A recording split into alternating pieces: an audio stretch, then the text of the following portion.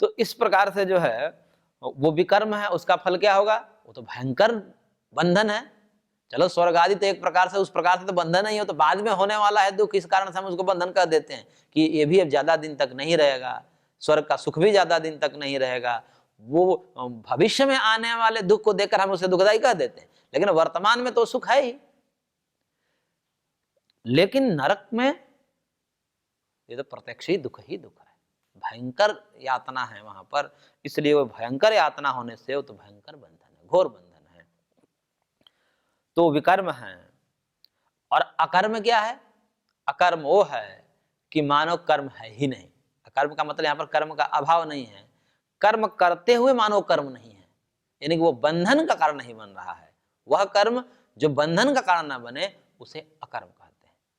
तो मुख्यतः यहां पर बाकी दो तो सबको ज्ञात ही है, सबने सुन रखा है पूर्वजों के द्वारा, ये करना चाहिए, सत्यम वद धर्मम चरा, सत्य बोलिए, धर्म पर चलिए। धर्म क्या है? धर्म ग्रंथों में भरा पड़ा है। धृति क्षमा दमस्तेयम शौचम इंद्रिय निग्रह धीर विद्या सतम क्रोधो दशकम धर्म लक्षणम यतो अभ्युदय निषेध सिद्धि सधर्म अहिंसा परमो धर्म अहिंसा सकलो धर्म इत्यादि भरे पड़े। अहिंसा ही धर्म, अहिंसा सत्यस्थ ब्रह्मचर्य परिग्रह यमः जाति देश काल समयानवच्छिन्ना सार्वभौमा महाव्रतम इत्यादि बहुत वर्णन है धर्म का। तो सब सुन रखे हैं हम धर्म के विषय में, और उसके विपरीत जो होगा अधर्म हो जाएगा, यानी धर्म का विपरीत जो होगा अधर्म हो जाएगा। तो धर्म अधर्म दोनों विषय में शास्त्र में हमने सुन रखा है, गली गली घर घर में ये बातें प्रसिद्ध है। ऐसा नहीं है कि हम उसको शास्त्र पढ़ करके ही समझेंगे, धर्म अधर्म तो प्रसिद्ध है, प्रसिद्ध है, सब जानते हैं। चोरी नहीं करनी चाहिए, हिंसा नहीं करनी चाहिए, सब जानते हैं। जानना ही अब यहां पर यह है, अकर्म को जानना है, क्योंकि हमें भगवत प्राप्ति करनी है।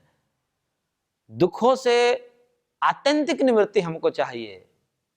स्वर्ग आदि लोक में भी हमें इष्ट नहीं है, उन लोगों को भी हम जो है समझ लिए कि नहीं यहां भी आवर्तन है, और आवर्तन होने के बाद दुख तो होगा, लेकिन वहां भी दुखों से सर्वथा हम मुक्त नहीं है, वहां भी दुख होते हैं। इसलिए हमारी दृष्टि हो गई अब कि हमें थोड़ा भी दुख नहीं चाहिए, थोड़ा भी दुख नहीं चाहिए, यहां तक हमारी दृष्टि हो गई। अब यहां पर जब दृष्टि हो गई तो वो शास्त्रों के द्वारा कहा कि भगवत प्राप्ति से होगी, वो तो भगवान से ही हो सकता है, भगवान की प्राप्ति से ही होगा। वेदा हमेतम पुरुषम महांतम आदित्य वर्णम तमसः प्रस्तात् तमेव विदित्वा मृत्युमेति नान्यः पंथा विद्यते नाय। मतलब मना ही कर दिया कि भगवान को जान करके, भगवत साक्षात्कार करके ही मृत्यु से छूटा जा सकता है, दुखों से छूटा जा सकता है। नान्यः पंथा विद्यते, इसका अतिरिक्त और कोई मार्ग नहीं। अब भगवान को प्राप्त करके ही दुखों से छूटा जा सकता है, मृत्यु से छूटा जा सकता है, तो भगवान प्राप्त कैसे होंगे, किस कर्म से होंगे? अब ये विषय है, यहाँ जिज्ञासा का विषय यही है, ये भगवान किस कर्म से प्राप्त होंगे? हम जो कर्म कर रहे हैं क्या इसी कर्म से हो जाएंगे? क्या खेती करते हुए भगवान प्राप्त हो जाएंगे? क्या अपना बिजनेस व्यापार करते हुए भगवान प्राप्त हो सकते हैं? क्या अपने घर का काम करते हुए भगवान प्राप्त हो सकते हैं? तो पूर्व से जो अवधारणा थी वो ये थी कि नहीं हो सकता, क्योंकि इसके लिए तो हमने सुना है संन्यास लेना पड़ता है, सब छोड़ना पड़ता है, जंगल में जाना पड़ता है। यही उस समय धारणा थी, क्योंकि बीच में जो है भगवान ने पूर्व में कहा कि ये परंपरा विच्छिन्न हो गई थी, इसलिए तुम्हारे मन में ये लग रहा है कि मैं तो बंधन में घोर नरक में ही जाऊंगा, मुक्ति तो होगी नहीं। तो यही जो है यहाँ पर जिज्ञासा का विषय है और यही विचारणी है। इसलिए आगे भगवान जो भी यहाँ पर बताएंगे वो अकर्म को बताएंगे। अकर्म क्या है? क्योंकि कर्म भी बंधन का कारण है और विकर्म भी बंधन का कारण है। तो अकर्म क्या है, यही बोधव्यम। और भगवान ने कहा गहना कर्मणो गति, ऐसे है तो कर्म की बड़ी जटिल प्रक्रिया, बहुत जटिल गहन है, इसका विवेचन में बड़े बड़े लोग चकरा जाते हैं, लेकिन जाने बिना गति भी नहीं है। क्योंकि इच्छा ये हो गई कि हमें मुक्त होना है, हमें मुक्त होना है, ये इच्छा हो, ये सामान्य इच्छा नहीं है। ये इच्छा होना, इसके लिए व्यक्ति के लिए प्रबल संकल्प जो जिसमें होता है वो इच्छा कर सकता है। इच्छा करने से थोड़े हो जाएगा, वो उसे दूर करने का भी प्रयास करेगा। सामान्य एक व्यक्ति का कोई व्याधि हो जाती है, उसी में वो मारा जाता है, उसे कहा जाता है कि भाई व्याधि से तो मुक्त हो जाओ, लेकिन उतनी हिम्मत नहीं आती कि योग आदि करके उससे निवृत्त हो पाए। सामान्य रोग होते हैं, हटने वाले जो होते हैं वो दूर हो सकते हैं, क्योंकि रोग आगंतुक होते हैं। हमारा स्वभाव स्वस्थ है, हम स्वभावतः स्वस्थ हैं। रोग आगंतुक है, आता है, रोग घुसा है और उसके कारण का निदान कर देंगे, हम स्वस्थ हैं। परंतु ऐसे आगंतुक व्याधियों को हटाने में भी कितने लोग के संकल्प शक्ति कार्य नहीं करती और धराशायी हो जाते हैं और काल कवलित हो जाते हैं, मृत्यु को प्राप्त कर लेते हैं। वही जो प्रबल संकल्प को मेरे को जीतना है, मेरे को इसको दूर करना है, ऐसा संकल्प लेता है और योग आदि करने लगता है और स्वस्थ हो जाता है। भयंकर भयंकर रोग जो असाध्य रोग कहे जाते हैं उनसे बच गया। तो ये सब संकल्प शक्ति है। ऐसे ही जिसने ये सोचा कि हमें दुखों से एकदम निवृत्त, थोड़ा भी दुख नहीं चाहिए, भवरोग लगा हुआ है ये भी हटा देना है, हालांकि अभी तो नहीं दिख रहा है, जब सुख है तब तो कोई समस्या नहीं होती प्रायः, लेकिन ये जो चिंतन हो जा रहा है एकदम सुख अवस्था में चिंतन हो रहा है। एक तो होती है कि व्याधि आदि में दुखी हो जाते हैं तब भगवान से चिंतन करते हैं ऐसा कौन उपाय है जिससे हम छूट जाएं, तब भगवान की भक्ति होती है। कबीरदास ने कहा है ना कि दुख में सुमिरन सब करे सुख में करे ना कोई, और सुख में सुमिरन जो करे सो दुख काहे का होए। परंतु यहां पर तो सुख में चिंतन हो रहा है कि आगे जो दुख होने वाला है, जो भव रोग हमें लगा हुआ है वो कैसे कट जाए। तो इसके लिए हमें वो समझना पड़ेगा, क्योंकि जब पेट भरा रहता है, कोई दिक्कत नहीं है, कोई व्याधि नहीं है, तो बड़ा मौज मस्ती रहती है उस समय लगता ही नहीं कि हम वृद्ध होंगे, हम मरेंगे, ये किसी को लगता है क्या? बहुत कम ही लोग हैं जिनको लगता है कि मैं मरूंगा। थोड़ी सी उम्र ढलने लगती है, शरीर जवाब देने लगता है, तब तो लोग को लगने लगता है कि अब शायद मरेंगे। उसमें भी फिर मोह ममता इतनी गिर लेती है कि फिर भूल जाते हैं। लेकिन शरीर स्वस्थ है, जवान है, उस समय तो कौन कहेगा? वो तो बिरला होगा कि जो ऐसी स्वस्थ स्थिति में भी ये चिंतन कर रहा हो कि नहीं आगे भव रोग जो लगा हुआ है इसको खत्म करना है मेरे को। वो बिरला मनुष्य है। उसी बिरला में से हम सब हैं, उसी बिरला में से अर्जुन है। तो वह जो ये चिंतन यहां पर करना है कि वह कर्म कौन सा कर्म है जो कर्म करते हुए बंधन में न डाले। इसलिए यहां पर भगवान ने कहा कि अकर्मणस्य बोधव्यम, अकर्म को भी जानना चाहिए, क्योंकि है तो जटिल। गहना कर्मणो गति, कर्म की गति बड़ी जटिल है, लेकिन बिना जटिलता को सुलझाए काम कैसे होगा? भले भी जटिल है लेकिन उसको सुलझा करके और उसको प्रयोग करके उसे छूटना ही पड़ेगा। तब भगवान कह रहे हैं, देखिए श्लोक संख्या 18 में, कर्मण्य कर्म यह पश्येद अकर्मणि च कर्म यह स बुद्धिमान मनुष्येषु सयुक्त कृत्स्न कर्म कृत। भगवान कह रहे हैं कि यह कर्मणि अकर्म पश्येत। देखिए उल्टा बोल रहे हैं, आपको देखने से लगेगा भगवान कैसी बातें कर रहे हैं। यह कर्मणि अकर्म पश्येत, जो कर्म में अकर्म को देखता है, जो कर्म में अकर्म को देखता है, और यह अकर्मणि कर्म सा, जो अकर्म में कर्म को देखता है, सह मनुष्येषु बुद्धिमान स युक्त कृत्स्न कर्म के, वही मनुष्यों में विद्वान है। यानी कि जो कर्म में अकर्म को देखता है और अकर्म में कर्म को देखता है, वही मानव मनुष्यों में बुद्धिमान है, वही मानव कृत्स्न कर्म कृत, समस्त कर्मों को करने वाला है। यानी कि कर्म के रहस्य को जान करके और इस कर्म योग को ठीक से आचरण करने वाला है। इसके अतिरिक्त सब क्या है? मूर्ख ही हैं। यहां पर एक और बात समझ लेनी चाहिए। अकर्म का अर्थ यदि कर्म का अभाव कर देंगे तो भी आपको ये समझने में बड़ी सुविधा हो जाएगी। कर्म का मतलब ये हो गया कि जो बंधन में डालता है, स्वर्ग आदि लोगों को ले जाता है, धार्मिक कर्म, वेदोक्त कर्म, और विकर्म मतलब पाप कर्म। और अकर्म का अर्थ यदि कर दे कर्म का त्याग, कर्म का त्याग कर दिया, कर्म को ही छोड़ दिया, न पुण्य न पाप, क्योंकि उनको लगा कि भाई पुण्य पाप करेंगे तो पुण्य करेंगे तो स्वर्ग में जाएंगे, पाप करेंगे तो नरक में जाएंगे, तो दोनों ही बंधन का कारण है, इसलिए इसी को त्याग दीजिए, अकर्म कर दीजिए। और अकर्म करके क्या बैठ गए? निठल्ला बैठ गए। अब उसको लगता है कि मैं तो कुछ कर्म कर ही नहीं रहा हूं, और मैं कुछ कर्म नहीं कर रहा हूं, इसलिए मैं बंधन में क्यों आऊंगा? न मैं पुण्य कर रहा हूं न मैं कर्म। हालांकि ऐसा कोई कर्म नहीं हो सकता कि जो पुण्य भी ना हो और पाप भी ना हो, ऐसा तो हो ही नहीं सकता कि पुण्य भी ना हो।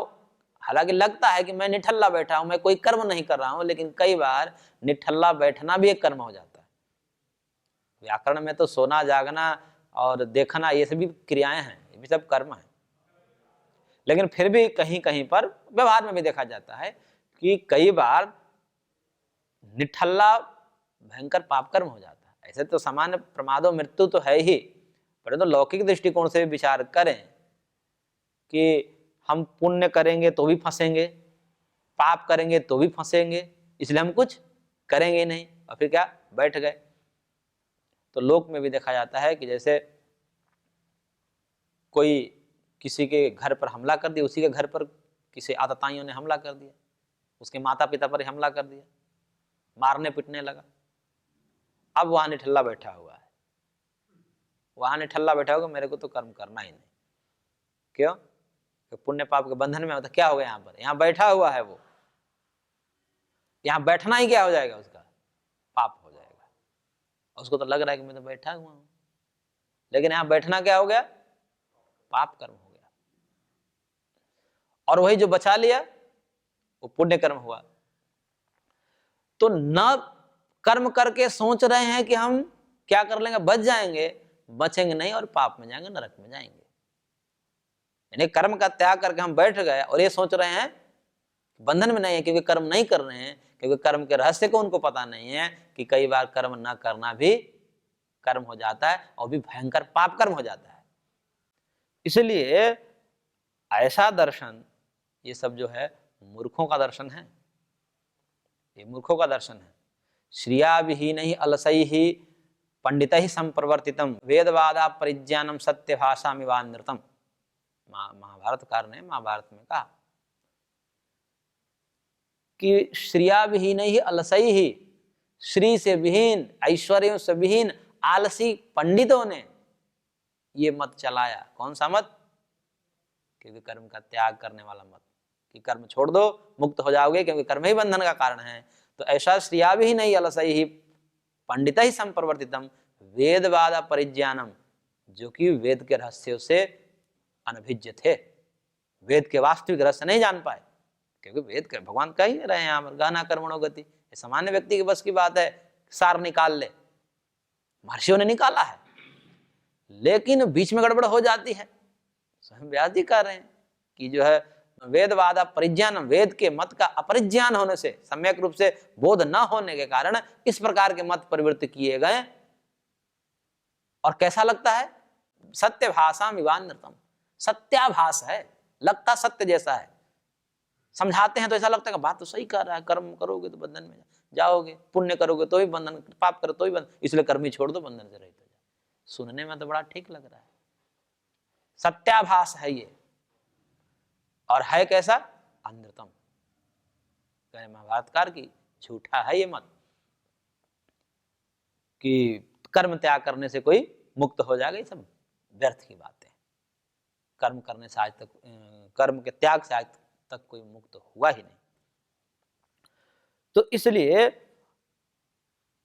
कर्म में अकर्म को देखना,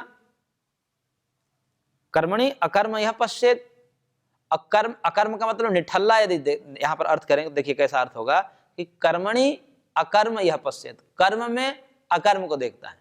यही मत है ना उनका कि निठल्ला बैठना है, निठल्ला बैठ जाएंगे, कर्म का त्याग कर देंगे तो हम बंधन में नहीं आएंगे, मानो कर्म कर ही नहीं रहे तो बंधन में कैसे आएंगे, यही मत है ना। तो भगवान कह रहे हैं कि ये जो कर्म है सबके ना अपने अपने कर्म, जो भी वर्ण और आश्रमों के अपने अपने कर्म हैं, उन्हीं कर्म में जो अकर्म को देखता है, अपने आप को निठल्ला देखता है, कर्म कर रहा है लेकिन कर्म में ही अपने आप को निठल्ला देख रहा है। कैसे देख रहा है? मानो मैं कर्म कर ही नहीं रहा हूं। क्यों? क्योंकि राग द्वेष नहीं है, राग द्वेष है नहीं, निश्चिंत है। भगवान ने जो दिया है, जो हमें सामर्थ्य दिया है, जो संसाधन दिया है, उसका सदुपयोग कर रहे हैं। हमारा तो है नहीं कुछ, ये जो भी दिया है भगवान का दिया है, जो भी शक्ति दी हुई है, ये जो भी जिनकी सेवा करो भी सब भगवान है। आगे कहेंगे भगवान, वो दृष्टि क्या है, ये सब भगवान का है, भगवान के दिया हुआ है, भगवान का ही, भगवान से हम अर्चन पूजन कर रहे हैं। हमारा क्या लग रहा है इसमें? निश्चिंत है, मानो निठल्ला है।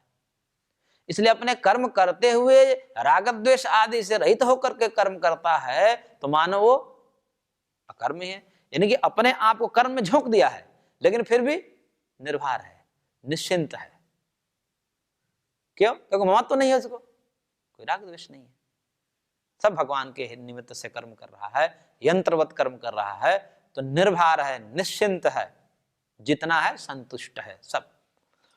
तब ये मानो कैसा है कि कर्म में ही कैसा देख रहा है, अकर्म को देख रहा है, यानी कर्म में ही अपने आप को कर्म न करते हुए समझ रहा, मैं कुछ नहीं कर्म, प्रकृति क्रियमाणा नहीं गुण ही कर्माणि सर्वसा, जो पहले भगवान ने कहा कि प्रकृति अपने आप में बरत रही, भगवान की सब माया है, सब चल रहा है, मैं तो बस निमित्त मात्र हूं। तो इस प्रकार से वो कर्म में अपने आप को अकर्म देख रहा है, और अकर्मणी च कर्म यह, और जो अकर्म में कर्म को देखता है, यानी कि अकर्म यानी कि जो कर्म को छोड़ दिया है, निठल्ला बैठ गया है, उसमें भी कर्म को देखता है। कैसा कर्म? ये पाप कर्म है, निठल्ला बैठना क्या कर्म है? दिखने में लग रहा है कि कर्म अकर्म है, परंतु उसमें पाप कर्म देख रहा है कि नहीं नहीं नहीं, कर्म का त्याग करना ये पाप कर्म होता है।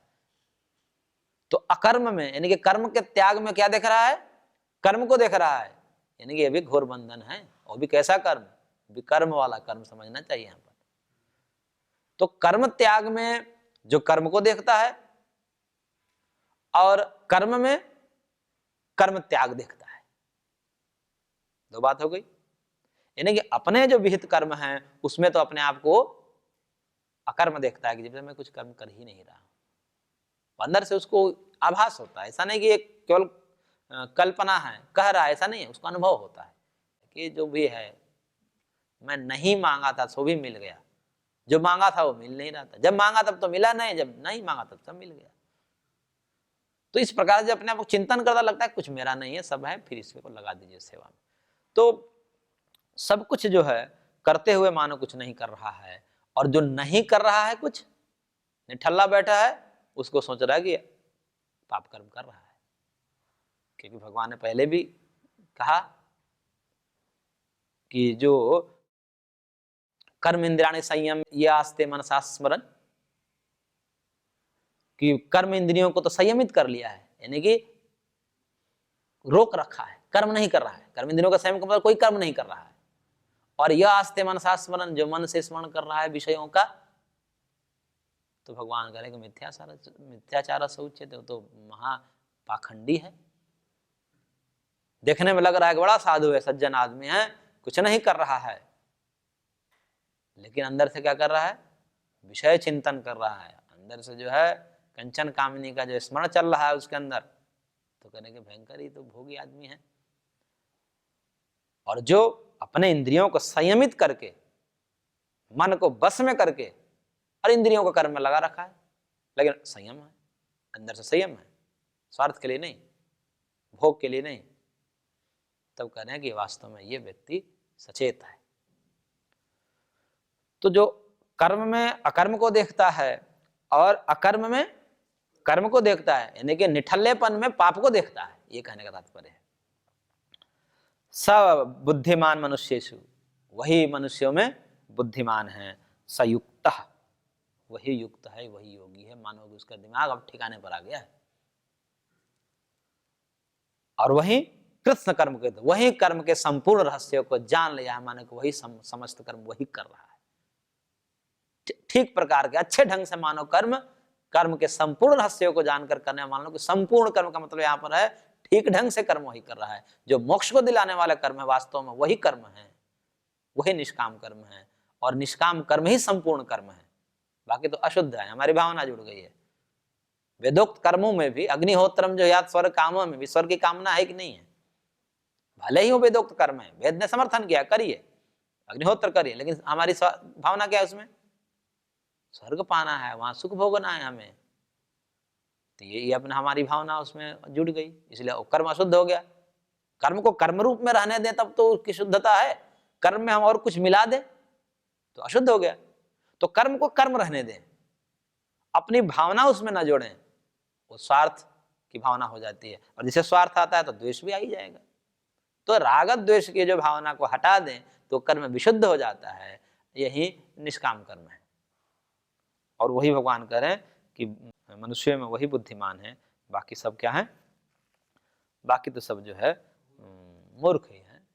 इसलिए एक और अष्टावक्र गीता का एक श्लोक है कि निवृत्ति अपि मूढ़स्य प्रवृत्ति उपजायते प्रवृत्तिरपि धीरस्य निवृत्ति फल भागिनी। कि जो निवृत्तिरपि मूढ़स्य, मूर्ख की जो निवृत्ति होती है, मूर्ख है, पता नहीं है कर्म के रहस्य को। यहाँ पर कर्म के रहस्य को जानने के इसलिए बात कही गई है कि जान लो, बिना जाने छोड़ोगे नरक में जाओगे। इसलिए जो मूर्ख है, जिसने कर्म के रहस्य को नहीं जाना, ऐसे मूढ़स्य निवृत्ति अपि, मूढ़ का निवृत्ति भी यानी कि संन्यास लेना भी, कर्म को छोड़ना भी, एकांत में बैठना भी, गुफा में जाना भी, प्रवृत्ति रूप जाते, प्रवृत्ति बन जाएगी, वो कोई ना कोई कर्म बन जाएगा और बंधन में चला जाएगा। और कह रहे हैं कि प्रवृत्ति पे धीरस्य, जो धीर है, जो स्थित प्रज्ञ है, स्थित धीर मुनिरुच्यते, जो भगवान ने पूर्व में कहा। तो जो स्थित प्रज्ञ हैं, जिनकी बुद्धि ब्रह्मनिष्ठ हो गई है, ऐसे ब्रह्मनिष्ठ व्यक्तियों की प्रवृत्ति भी, प्रवृत्ति मतलब जो सामान्य प्रवृत्तियां और अन्य लोग करते हैं, जो अपने वर्णाश्रम धर्म का कर्म करते हैं, उन कर्म को करते हुए भी उस धीर की प्रवृत्ति भी निवृत्ति फल भागिनी, निवृत्ति रूपी फल को देने वाली होती है।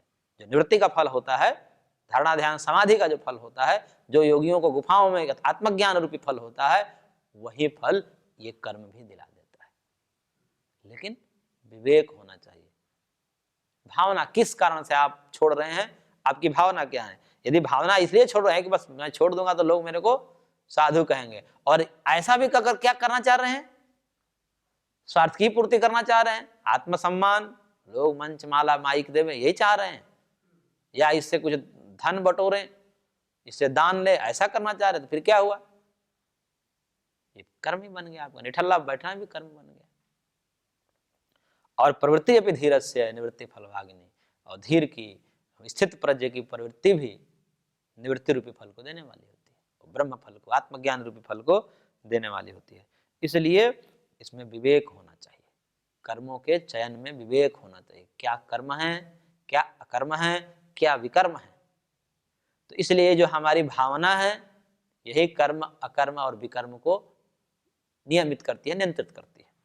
हमारी भावना कैसी है, स्वार्थ बुद्धि से कर्म कर रहे हैं, या द्वेष बुद्धि से कर्म कर रहे हैं, या राग द्वेष रहित होकर कर्म। कर्म योग में बस छोड़ना होता है।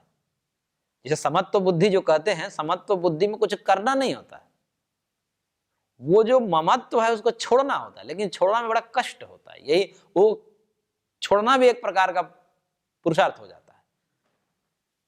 है तो कुछ नहीं, जैसे दिखने में तो लगता है कि छोड़ देना है, लेकिन जैसे किसी की मुट्ठी बंधी हुई है वर्षों से, कोई ऐसा रोग हो गया है, बंधी हुई है, जकड़ी हुई है ऐसी मुट्ठी, उसको खोलने में श्रम लगता है, बहुत मेहनत लगेगा तब खुलेगी। ऐसे ही जन्म जन्मांतर के हमने अहंकार से या ममत्व से बंधे हुए हैं, जकड़े हुए हैं, वो जकड़न जो है, खुलना भी एक प्रकार का पुरुषार्थ हो जाता है। छोड़ना शब्द तो सरल दिखता है सुनने में कि छोड़ना है, बस राग को छोड़ना है, द्वेष को छोड़ना है, लेकिन जब छोड़ने की बारी आती है तब देखते हैं बड़ा प्रयत्न करना पड़ता है। वही प्रयत्न है तो छोड़ना, लेकिन छोड़ने का भी एक प्रयत्न हो जाता है वहां पर। तो इसलिए वह जो समत्व बुद्धि है, वो राग द्वेष का त्याग करना ही है, इसमें कुछ पकड़ना नहीं होता, बस छोड़ना होता है। लेकिन छोड़ना भी एक बहुत बड़ा पुरुषार्थ हो जाता है, और वही समत्व बुद्धि है, वही योग है, वही कर्मयोग का सार है।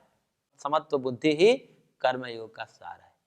ये समत्व बुद्धि को जो समझ गया का तात्पर्य है पहले तो बुद्धि से समझना, और फिर उसके तदनुकूल आचरण कर देना। क्योंकि पहले समझना होता है, बिना समझे आचरण में भी कभी गड़बड़ियां हो जाती है। और भाई समझ लेते हैं, फिर आचरण में अब कोई समस्या नहीं होती है। नहीं तो बार बार समस्या, कर्म पता नहीं कभी हिचक जाएंगे, कर्म करें न करें, पाप तो नहीं हो गया। तो इसलिए ये तो शास्त्र पहले ही पढ़ा देना चाहिए। ये तो गृहस्थ को गृहस्थ में जाने से पूर्व ही पढ़ लेना चाहिए, ताकि पता हो जाए कर्म कैसे करना है। तो इस प्रकार से भगवान ने कहा कि जो कर्म में अकर्म को देखता है और अकर्म में जो कर्म को देखता है, मानो वही मनुष्यों में श्रेष्ठ है, विद्वान है। अब आगे भगवान कह रहे हैं, यस्य सर्वे समारंभाः काम संकल्प वर्जिताः ज्ञान अग्नि दग्ध कर्माणं तमाहुः पंडितम बुधाः। करेंगे यस्य सर्वे समारंभाः काम संकल्प वर्जिताः, जिसके सारे कर्म, जिसके जितने भी कर्म है समारंभादि ने जितने कर्म वो आरंभ किया है वो कर्म 3 प्रकार से होते हैं, शरीर से, वाणी से और मन से। तो मन, वाणी और शरीर से जितने भी कर्म उसके हो रहे हैं, काम संकल्प वर्जिता है, स्वार्थ से रहित हो रहे हैं, व्यक्तिगत स्वार्थ से रहित हो रहे हैं। उसके शरीर से कोई कर्म हो रहा है, कोई स्वार्थ नहीं। वाणी से कुछ बोल रहा है, कोई स्वार्थ नहीं। मन से सोच रहा है तो भी स्वार्थ नहीं। तो इस प्रकार से यस्य सर्वे समारंभा काम संकल्प वर्जिता, अपने व्यक्तिगत स्वार्थ की भावना का त्याग करके जिसके सारे कर्म हो रहे हैं, ज्ञानाग्नि दग्ध कर्माणम, ज्ञान रूपी अग्नि में जिन्हें अपने समस्त कर्मों को दग्ध कर दिया है, भून दिया है मानो, तम बुधा पंडितम आहु, उसी को ज्ञानी लोग पंडित कहते हैं। वास्तव में पंडित कौन है? कि जिन्होंने अपने सारे कर्मों से व्यक्तिगत स्वार्थ को हटा दिया और ज्ञान अग्नि से मानो अपने कर्म को दग्ध कर दिया है, भून दिया है। जैसे चने को भून दिया जाए तो अब उसको कितना भी मिट्टी में और पानी, हवा आदि दीजिए, वो अंकुरित नहीं हो सकता। ऐसे ही कर्म बीज दग्ध बीज हो जाते हैं। एक कर्म योग के द्वारा वो कर्म कोई ज्ञान ही है, कर्म कोई ज्ञान है तो बुद्धि तो है, समत्व बुद्धि ज्ञान ही है, और उस ज्ञान से युक्त होकर के कर्म करते हैं तो मानो वो कर्म जो है दग्ध बीज हो गए, भून दिए। कर्म तो होगा, दिखेगा, जैसे चना दिखेगा कि चना है, परंतु उसकी अंकुरण क्षमता खत्म हो गई, नष्ट हो गई, अब वो अंकुरित नहीं होगा। ऐसे ही समत्व बुद्धि से युक्त होकर के कर्म करेंगे तो कर्म तो लगेगा कि कर्म हो रहा है, वैसे ही कर्म लगेगा कि जैसे अन्य कर्म हो रहे हैं, उसी प्रकार दिखने में कर्म लगेगा। लेकिन एक के अंदर के जो सामर्थ्य था अंकुरण रूपी, यानी कि वो अंकुरण यहां पर क्या है? जन्मादि को देने वाला जो फल है, जन्मादि फल को जो देने वाला कर्म है, वो कर्म में एक शक्ति है कि वो फल को देगा। वो शक्ति अब कुंठित हो जाती है, दग्ध बीज हो जाती है। अब कर्म योग के प्रभाव से वो कर्म अब आगे फल नहीं देगा, मतलब वो बंधन का कारण नहीं बने। कर्म दिखेगा लेकिन अब ना के बराबर है। किसान के लिए वो बीज किस के बराबर है? भुना हुआ बीज किसान के लिए, जो अंकुरण को चाहने वाला है, जो जमाव चाह रहा है, अंकुरित करना चाह रहा है, उसके लिए वो चना कैसा है? ना के बराबर है, उसके लिए शून्य है, कोई महत्व नहीं है। ऐसे ही ज्ञानाग्नि में, ये ज्ञान एक अग्नि है, कर्म योग का जो ज्ञान है मानो एक अग्नि है, और इसी कर्म योगाग्नि में, इसी कर्म योगाग्नि में क्या करना है? जिसने अपने कर्मों को दग्ध कर दिया है, भून दिया है, ताम आहु पंडितम बुधाहा, उसको जो है बुधाहा ज्ञानी लोग पंडितम आहु, पंडित कहते हैं कि मानो यही पंडित है, वास्तव में कर्म के रहस्य को जानने वाला ही है, वास्तव में विद्वान ही है। तो इस प्रकार से काम संकल्प वर्जिता है, ये मुख्य है इसमें। काम संकल्प, अपनी व्यक्तिगत कोई कामना न रहे, स्वार्थ के लिए, कामना का मतलब व्यक्तिगत सुख के लिए होता, वो काम शब्द अपने लिए प्रयोग है। दूसरे की कामना के लिए वो काम शब्द का प्रयोग नहीं किया जाता, वहां तो निष्काम होता है शब्द प्रयोग। वे कहे कोई ऐसे उल्टे व्याख्या कर देगा कि नहीं दूसरे के भी सुख की कामना करना भी तो कामना ही है। पहले कामना शब्द का प्रयोग ही होता है अपने लिए, जो अपने सुख के लिए हम जो भी इच्छाएं करते हैं वही कामना शब्द का प्रयोग होता है। इसलिए शब्द प्रयोग की एक मर्यादा है, किस शब्द का कहां प्रयोग होता है, कहीं थोड़े घटा देंगे, जबरदस्ती उसको जो है उलट करके वहां भी अर्थ घटाना है। तो व्यक्तिगत सुख के लिए जो कामना है वही कामना शब्द का प्रयोग किया जाता है, और दूसरे के सुख के कामना वो निष्काम कहा जाता है, वहां पर कामना शब्द का प्रयोग नहीं किया। कामना व्यक्तिगत होती है, और जहां कामना हो रही है हमें दूसरे के सुख की, उसको कामना नहीं कहेंगे, उसको निष्काम कहते हैं, निष्काम कर्म योग कहते हैं। तो इसलिए ऐसे निष्काम कर्म योग करने वाले पंडित हैं, ज्ञानी हैं। इस प्रकार भगवान ने यहाँ पर कर्मयोग के रहस्य को बताया कि किस प्रकार से ज्ञान में सारे अपने कर्म को भस्म कर देना है, यानी कि कर्म दिखेंगे।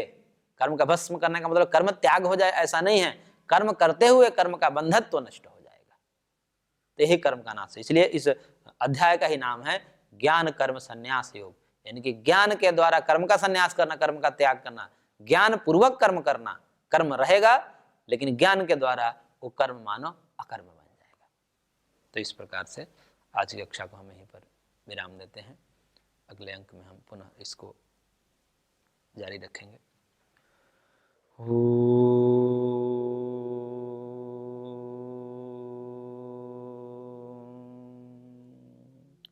शांति शांति शांति।